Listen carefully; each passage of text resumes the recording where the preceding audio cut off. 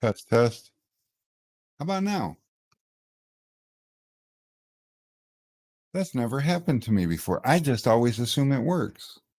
Thanks, guys. All right. Yeah, so I was doing a lot of babbling and well, that's a little bright, ain't it? It'll be fine. It won't be fine. Let's go to chroma key.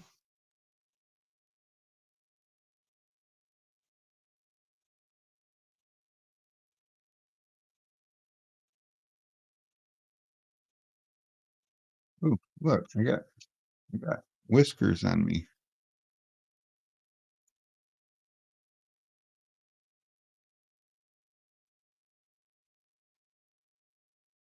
There we go. That's not too, that actually looks, I don't know. You tell me. Sorry, we started with that. Anyhow, though,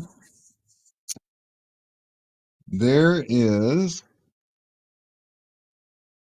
the new handle in town, the orange on black. Oh, yeah, that matches the color. I did good.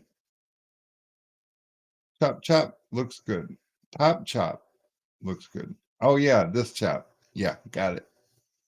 Can you can I send you a picture? Want your input on how to go about tinting something? Yes, you can. I've been getting a lot of that this week.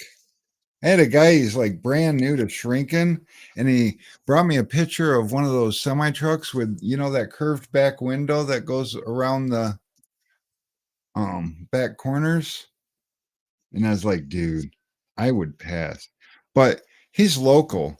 And then he's like, well, it's for my dad. He's a truck driver still. He won't retire, but that sun's starting to get to him. And, I told him I'd tint. And it's the kind of thing that I can try as many times as I want. He's not going to badmouth me and blah, blah, blah. And so then I go and open my mouth and I'm like, you know what? If you're not that far away and you can get a hold of the truck and you want to bring it by, what the hell? I'll give you a hand with it. So, yeah, there's that. So let me check my messenger. Travis Lee be sending me messages. Survey says, let's bring this over here. Oh, it's one of those.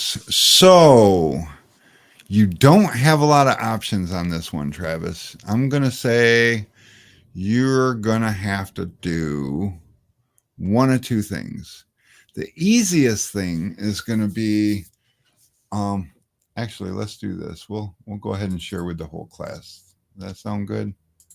Um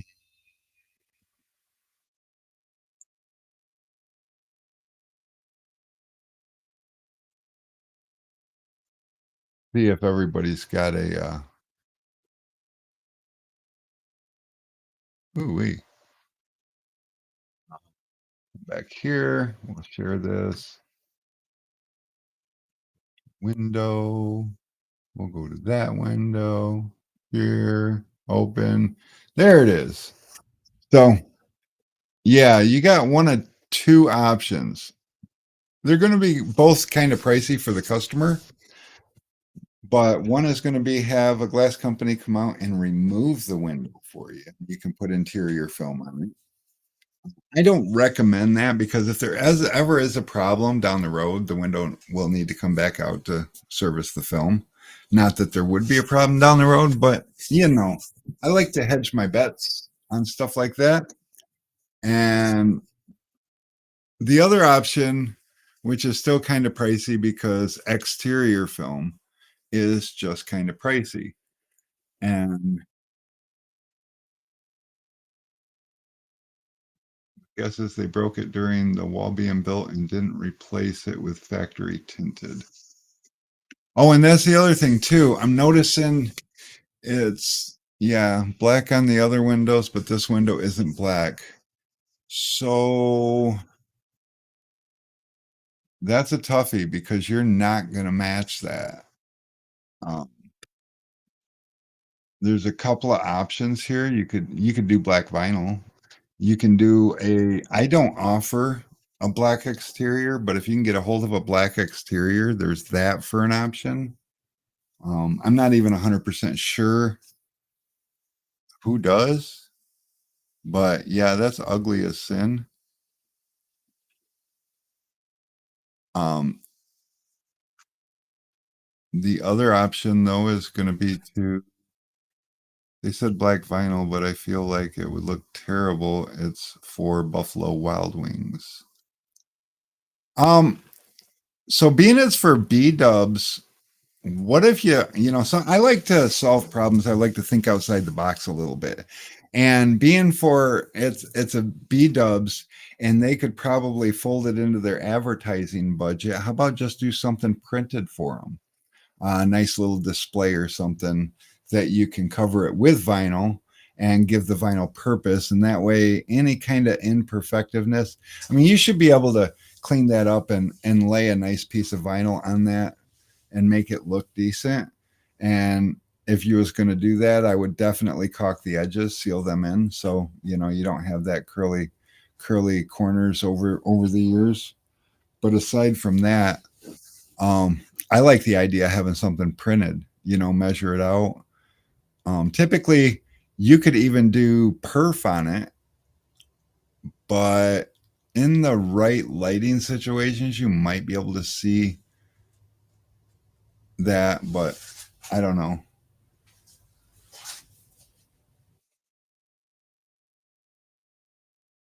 They want them all to look black. Yeah, in that case, I would do black, but I'd probably do a satin. I wouldn't do a gloss black.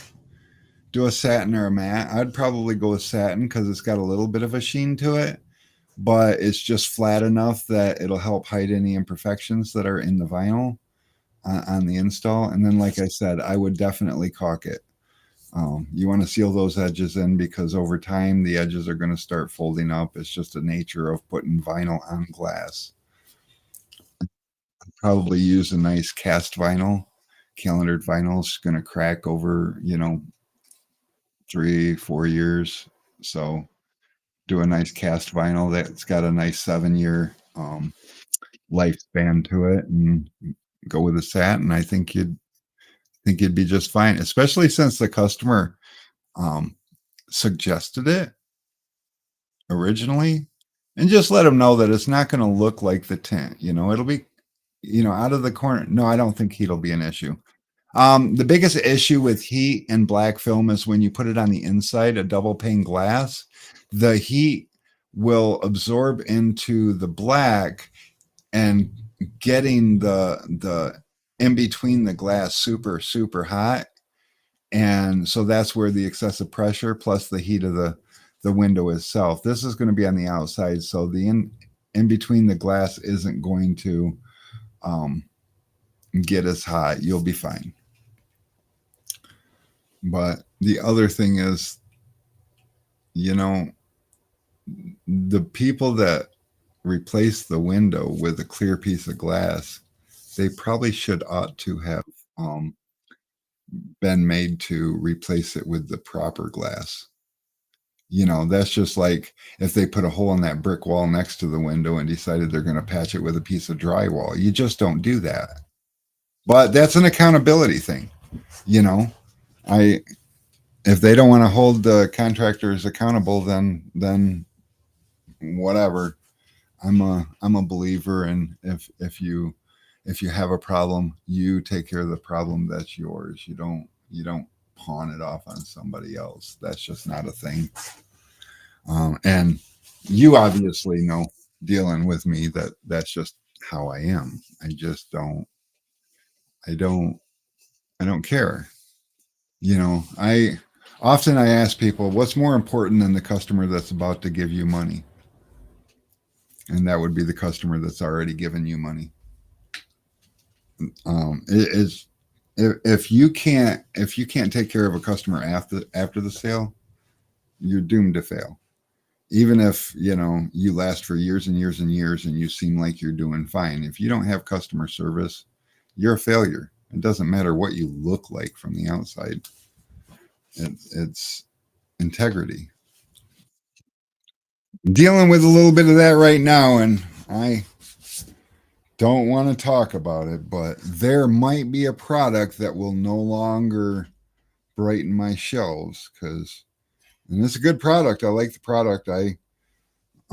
But the thing is, if there's going to be problems with the product, and the manufacturer has to take care of the problems, and the manufacturer seems to blow off the customers and not take care of the problems, then I'm not interested in carrying the product. But I do believe in second chances also. So I have stated my displeased, displeasure in the situation and ask for it to be rectified. And we'll see what happens. But it's irritating. It just is. And I don't know.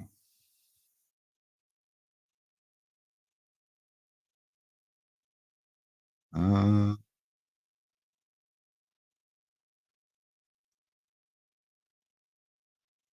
yeah, it just is. So let's see.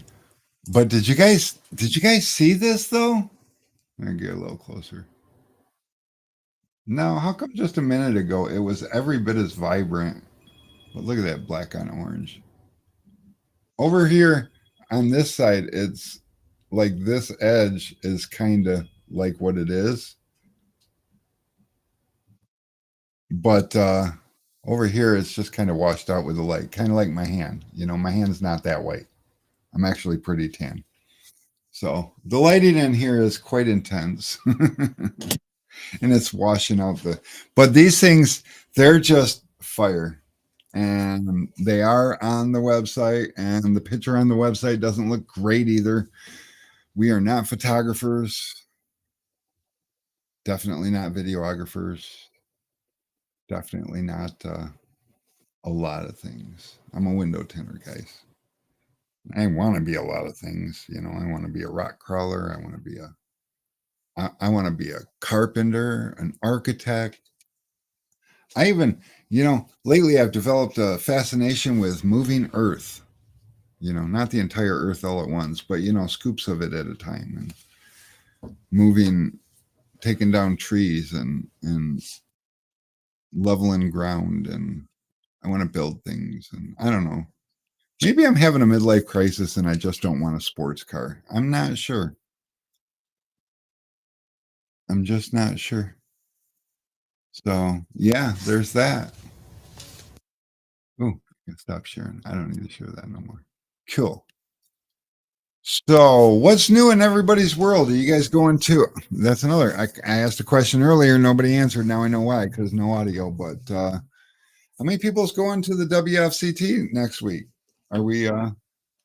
Is that still a thing? Because I'm not, and it's not because I don't want to. I want to go to every one of these, and I just haven't been to one single one this year. In fact, last year I went to Tinner Battles, and that was the only event that I actually made it to. This year was the first Tinner Battles that I missed. Last year I didn't make it to another event all year, and this year I didn't make it to a single event all year. I haven't had any vacation trips. I haven't went out of town. It's been kind of a weird year. Hopefully next year will change that, but we'll just have to wait and see because I don't know. I just don't know.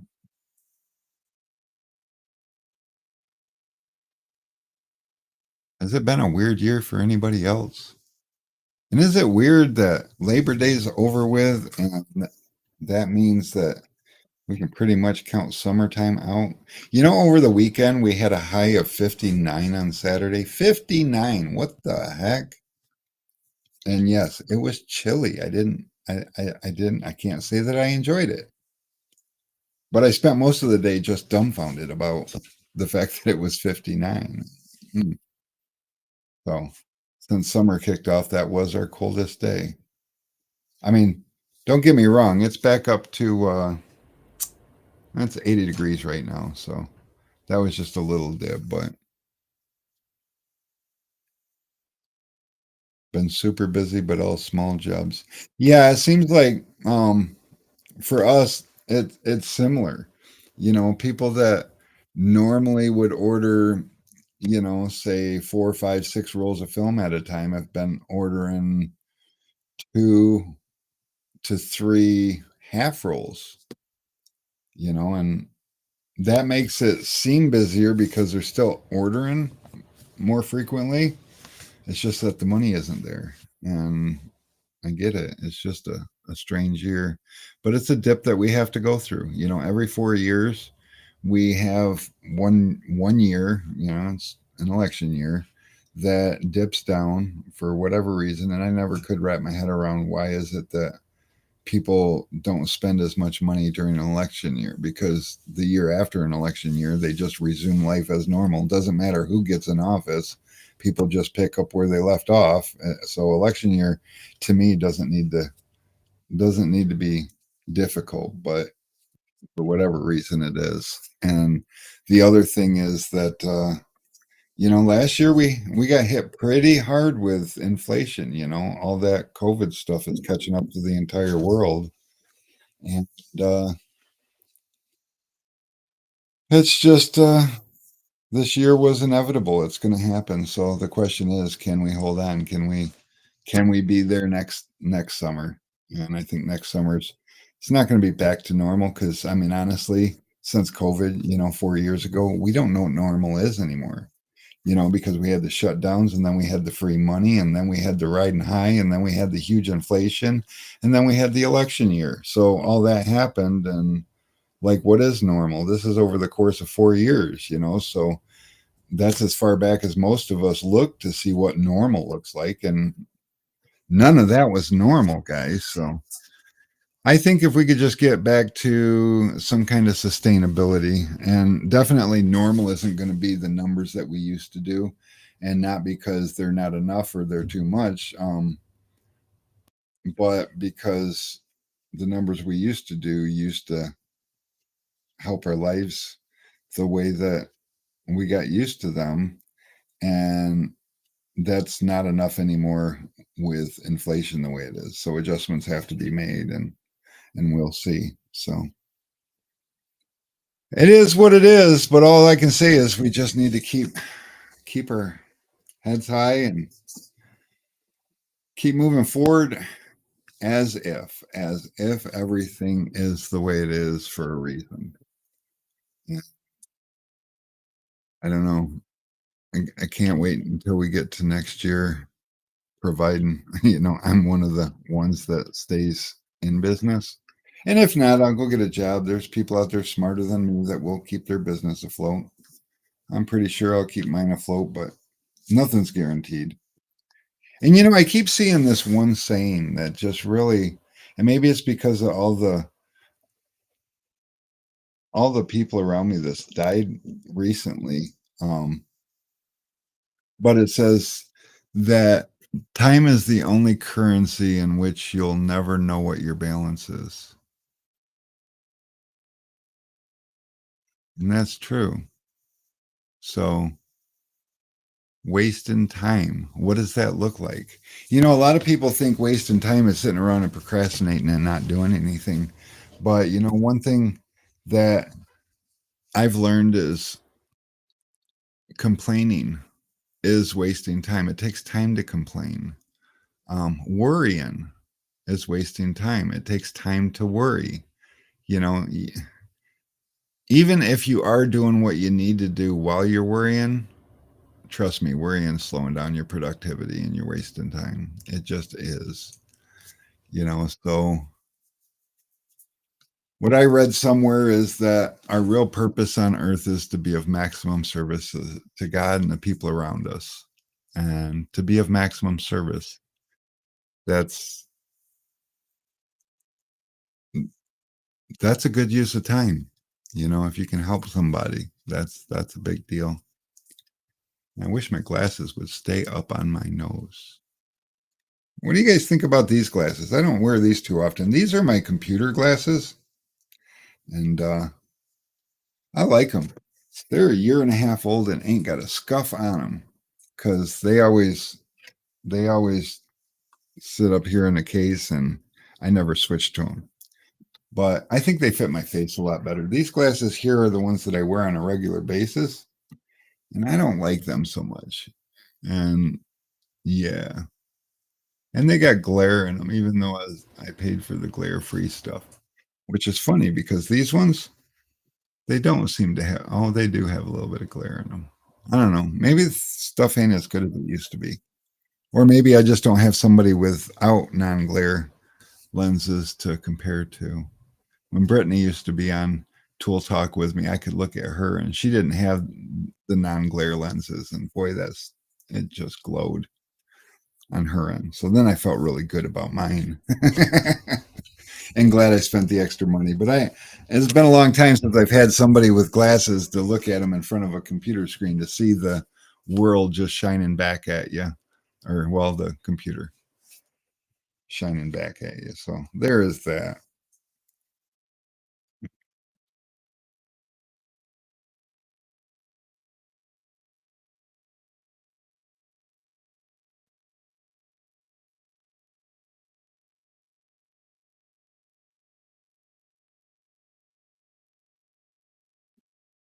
Oh, goodness gracious. Me, oh my. I don't know. It is 4:41. Things are quiet around here. UPS has already picked up. Got a load of kegs that have to go out for a certain somebody's tint class. And also, I had a phone call this week, and I usually try to avoid these phone calls. I screen them, but since Alex is gone, there is an hour out of every day that I am here by myself, and when the phone rings, I have to answer it.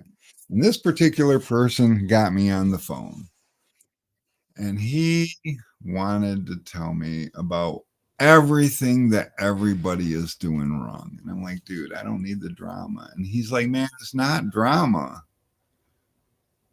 Well, okay, but it's drama to me, and I don't want to be involved. I'm just not interested, what other people are doing that you don't approve of. I even explained to him that, I used to do a lot of bad things in the past, and um I walked far away from the path of any kind of a God, and made a lot of bad decisions and did a lot of bad things, and I probably hurt a lot of people along the way. And when I decided to get back on the right track and walk the right path to the best of my ability, I learned a little bit about self-will and free will. And I learned that God gave each and every one of us free will. And based on my decisions and the things that I did with my free will, and the toes that I stepped on and the harm that I caused, God gave me grace regardless of all those bad. He didn't judge me. He didn't punish me. He allowed me to be free. And then he blessed me when I came back into the light. And I'm not a preacher, so I'm not trying to preach, but I explained to him, I says, I say a prayer every now and again, and I ask God to um that things be on earth as it is in heaven. And in heaven, we don't pass judgment or ridicule people for making bad choices with their free will. So on earth, who am I to judge or ridicule somebody for making decisions that I don't believe are right? And then he wanted to argue with me about that, and that's okay. I I just don't, but I don't need to be involved in chastising somebody for doing something that you don't agree with. It's just that simple. Maybe we can just, agree to disagree. I don't know. Move on from there. I don't know. I was on the phone for hour, a little over an hour with this person. It was tough. Meanwhile, while I was on the phone, I missed phone calls, business coming in. So when I got off the phone, I had to make those phone calls back and apologize because, I really suck at being a phone person when the phone rings. I watch Alex and Ayana when the phone rings and they're on the line. They ask the person to hold, and then they answer the other call and put them on hold and go back and all that fancy, professional stuff. I don't know. I don't know how to open my mouth and stop somebody from talking to ask them to hold on for just a minute, and I don't it's not weird. It's weird. But then again, I've spent a lot of years not having to answer phones, being a tenor. I know a lot of you guys are like, well, I have to answer the phones. Well, I learned a long time ago that a person to answer the phones and talk to the customers is damn near as valuable as the tenor himself. They can easily double your production just by allowing you to just tint cars. So with that, I mean, they're very valuable, and I learned their value a long time ago. The cool thing about somebody to talk to customers and answer the phone, they don't you can hire them not knowing anything and in a real short amount of time have them up to speed on knowing the answers to questions because it's a hands-on thing. As long as they're with you, they answer the phone, they can walk to where you are and where you're working and ask the question. Your hands are still free to do your job. And they're like, hey, the customer was wondering, how long does it take to tint this car? And then you can tell them. And then they'll answer. And if you get the right person, they'll remember those answers. And like I said, in a relatively short time, they're answering the questions for the customers on their own. And they're getting the hang of it. And then during downtime and when you got time to talk, you spend talking about the different things that you like them to illustrate for the customer. Because that's the other thing. A lot of tenors, they don't want to hire somebody that isn't going to be able to tell the customer about the film that they're using or the benefits or this or that. And anybody can learn that stuff if they're willing to. And like I said, if you get the right person, they will learn that stuff and then they will start talking to the customer about it. And a humbling experience that I found was that, see, I've been doing this for a long, long time and I've been studying film and I understand film. And there's a lot of details about film that I find fascinating that just kind of pushes the customer away. They don't see the same benefit in knowing all the details about that stuff as I do. And by taking somebody who hasn't done this for their whole life and is just now learning it, they're going to simplify it in a way that is going to more meet the customer where the customer is when they explain it. And that's, like I said, it was humbling because that is more valuable than the specifics of the stuff. Customer doesn't want to know about the construction and how it's layered and why what material started being used. I find it fascinating that we started out with a glue dyed film and then we started dyeing the polyester and putting the euthanol in the glue to protect the glue from the UV so that the colors stayed stable longer. And then we started pigmenting it with metal kind of in it, called it a hybrid film, but it a lot of us called it a HP film, just a metallized film. But the benefits to it was the heat rejection and it was just phenomenal. But then came the onset of GPS and other, added things in the car that the film started, like AM radio, which is not new, but it was a thing that Chrysler started putting their AM FM radio in the back glass of their cars. So then the metallized film going across those would kill the AM radio. And if you're in a sports town, there's a real good chance that, well, at least back then around the early 2000s, there was a lot of people listening to AM talk radio so that they could hear their sports channel talking about it. We didn't, really have sports radio on FM, so that was their only option. And boy, you put metallized film on that window and it would just eliminate it. So I found that pretty fascinating. And then the problem was if you didn't use that film, then you didn't have the heat performance. What's up, Tim? And you didn't have the value on that aspect. So then came carbon film. So then carbon acts a lot like the metal, only instead of reflecting the heat, it absorbed it more. And ceramics, which, fun fact, there's no ceramic in your window film, in any of it. There's no ceramic. Carbon is ceramic, or ceramic is carbon. But the ceramic that we speak of, and that's why there's so many loose terms around ceramic: nano ceramic, carbon ceramic, pure ceramic.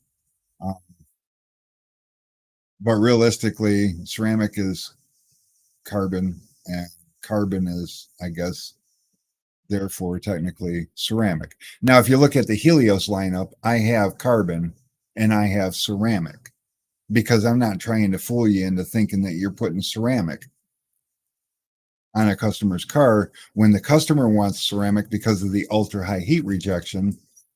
But the carbon has great heat rejection, just not quite there with the ceramic stuff. The ceramic is a special oxide layer. It's a liquid oxide layer that's blended in to the layers. And from there, it blacks out or absorbs a ton of heat, but it's not ceramic, and customers don't want to hear about that stuff. They just don't. What they want to know is, why is this one $289, this one's $389, and that one's $489? What's the difference? Why are they $100 more than each other? And so you take somebody new and you try to explain all the things that I just explained and break it down. And then they talk to the customer and they're saying, well, because this one basically doesn't give you any heat rejection. This one will give you like 40% heat rejection, and this one will give you like 80% heat rejection. And the customer's like, oh, wow. So like, how much difference is there between the 40 and the 80%? And they're like, oh, I'm glad you asked. Here, let me show you. And then they walk them over to the heat box and they show them, this is 5% in the dyed film. See, you can feel all that heat. Yeah. Watch this. And then they take 5% in the carbon film. See how you don't feel as much heat, but you can still feel heat? Yeah. Watch this. And then they take 70% in the ceramic and they put it in front of the thing. Now, the 70%'s got almost no carbon in it. It is pretty much dyed with that oxide layer, which has kind of got that bluish hue to it. And, so they'll put that in front of the heat box, push the button, and the customer's like, wait, what? But it's not even dark. So that's what people are calling ceramic. It's just a coin. That's like calling Sunny D orange juice. It's not. I mean, it's got juice in it, little tiny bit of juice, and it is orange. So, I mean, technically you could. But, ceramic is just a coined phrase, a coined word that we use. It's not ceramic. But I don't even know why I went on that tangent. But see, I'll go on tangents like that with the customer. And then the customer's like, yeah, whatever. Just give me the 289 one. Just give me that one. I don't know. They never even ask me to go over to the heat box because I've already wore them out. Where you hire somebody in there that meets the customer closer to their level, and they're having a whole ass good time. And before you know it, they might even be exchanging phone numbers. Well, at least the customer is going to give the person up front their phone number. But, they're, sharing kids' birthdays and stuff. I don't know. It's like they develop relationships out there where when I talk to a customer, I'm trying to push hard to close that sale and upsell. And the reality in my mind is I want to get to the car. I got a car to tint because I got another car coming in a couple hours, and The phone's going to ring 17 times while I'm trying to tint your car. And no, you can't come back there and talk to me while I'm tinting your car. Well, you hire a person and they will talk to the customer while you're tinting their car. They will keep the customer from hovering around the car while you're tinting their car. They will answer the phone 17 times when it rings while you're tinting their car. And they will meet the customer at their own level and make the customer feel more comfortable and less, I don't know what the word is, less intimidated by all the knowledge and it's kind of like going to a French restaurant. Let's, you know what? I don't go to French restaurants, but I do go to Mexican restaurants. And I would feel pretty intimidated if the server came out and only spoke Spanish.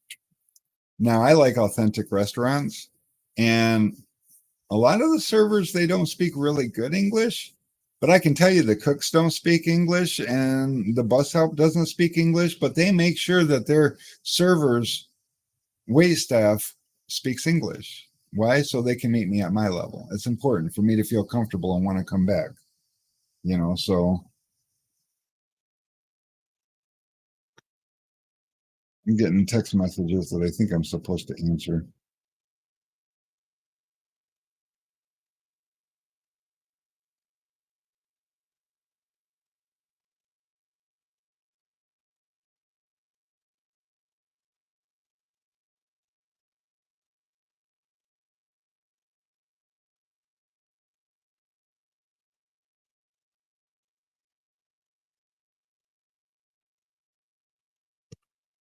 Anyways, it's 4:56. She knows it's Tool Talk Tuesday, and she knows in 4 minutes I'll be free to talk.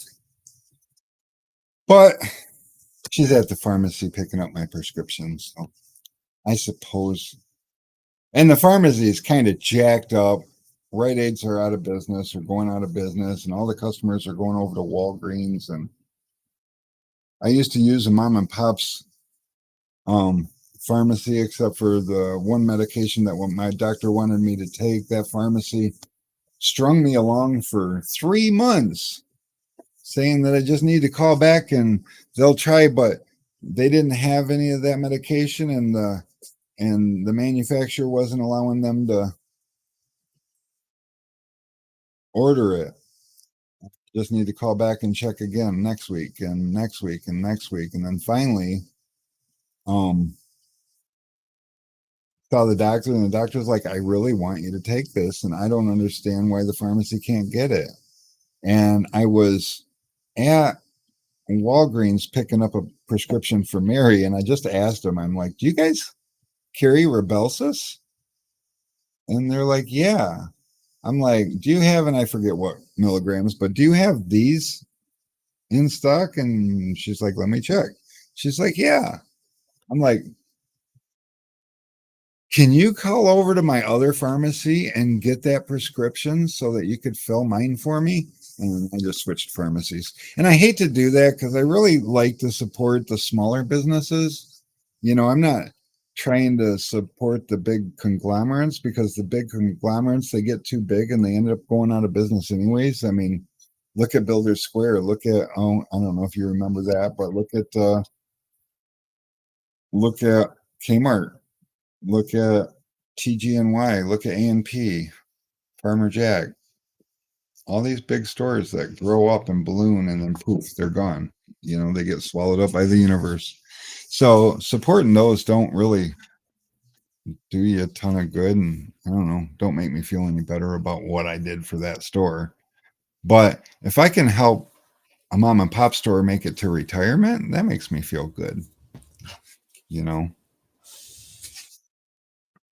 so that's how I feel about that. She's going to continue. This was 105, and asked if I had a copy of the coupon once I brought up the coupon. Well, guys, I have to deal with the pharmacy situation. So it is 4:59. That is close enough, I hope. If not, I'm sorry, but I'm starting to get distracted now, so I'm useless to you. But I hope you found some of the content interesting, and if you did, well, swing back around next week, same time. I will be here doing it again. Remember, at 4 o'clock, it starts out slow because usually I don't have a clue as to what I'm going to talk about. But somewhere along the way, something will come to mind, and my mouth will keep running right up until 5 o'clock. And speaking of 5 o'clock, it is 5 o'clock. So at this time,